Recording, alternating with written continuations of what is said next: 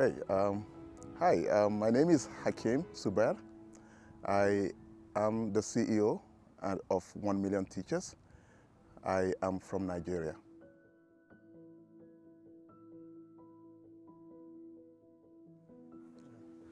Yeah, this is a lot, but there is so much new concept that I've learned.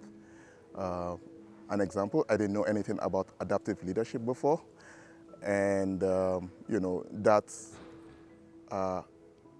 using a stakeholder approach to do work. Seeing things from other people's perspective, and bringing that into the design of what you're doing, in a way to increase buy-in to whatever project that you're working on.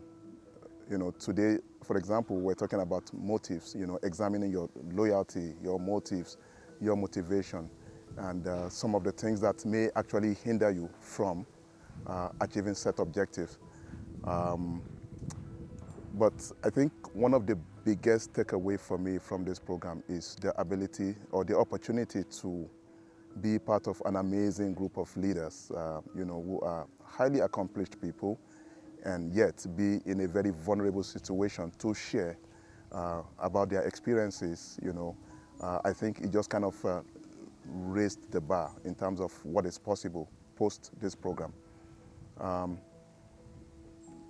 Beyond that, there is something about the approach, the way the course is delivered. I think it's been really, really consultative.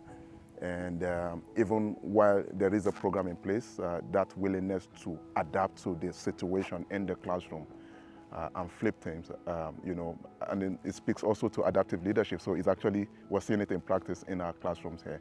So that's really something that I feel will really help me in terms of being more effective in my work.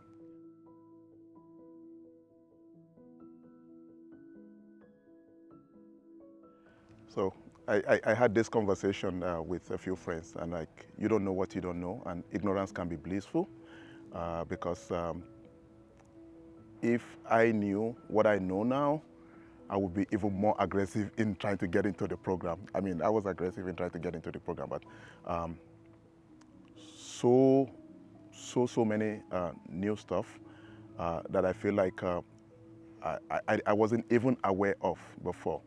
Now that I know, I don't think I'll make those kind of mistakes anymore.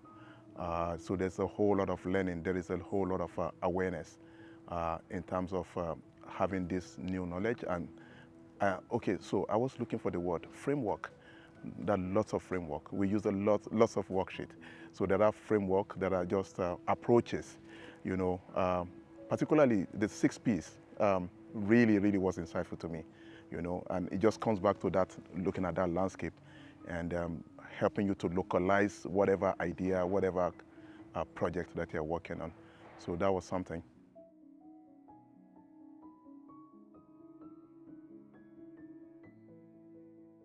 Well, I mean, we've had several master classes. We've had, several interaction in the classroom where we really take deep dives and all of that.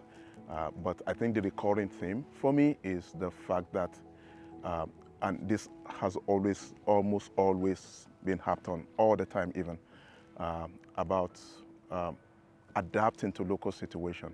So yes, there are best practices that we've seen people talk about that have been presented in the class, but there is also that harping on it that your context is different, time is different, so being able to situate it. So your truth might not be my truth, but there are certain practices and approaches that are universal that you can take and adapt to that situation. So coming from that mindset, I think it's something that I can relate with very well. So as a result of that, I really love the approach, that approach of inquiry, that approach of learning, that approach of openness, and being able to take other people's perspective and recognizing that it's not exactly going to be your own perspective, but you can take some of those ideas and apply it in your situation.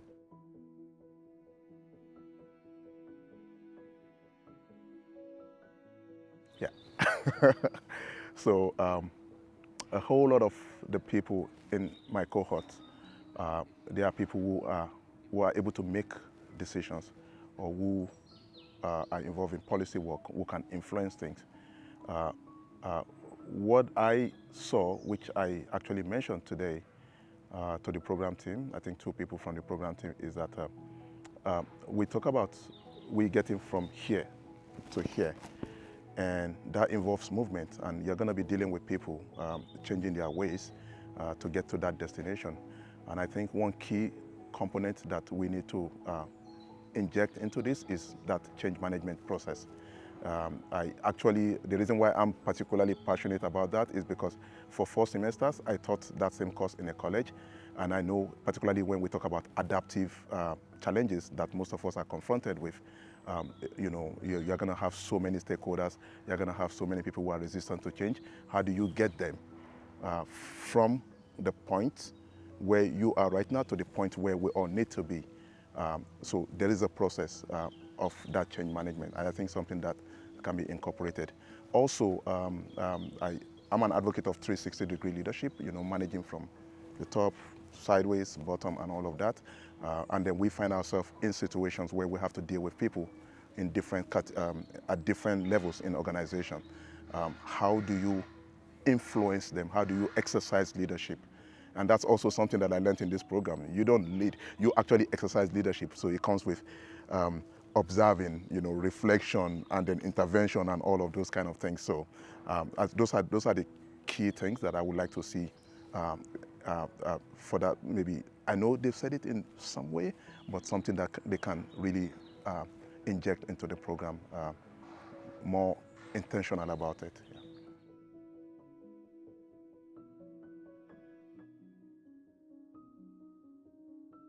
Yeah, and this is something I've been reflecting on. It's really privilege, an honor for me, humble also, because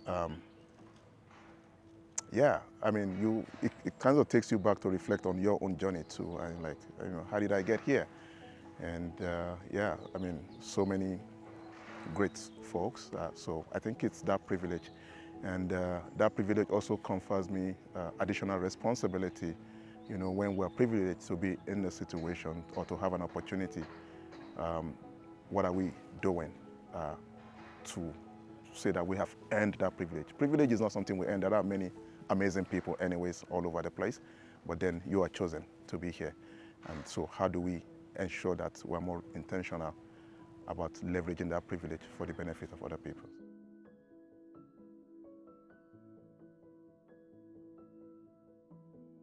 I don't know. I think it's just been an amazing experience. It feels surreal. I have to tell you that. Just been here. My daughter actually she wants to come to Cambridge, and I think this would inspire her more.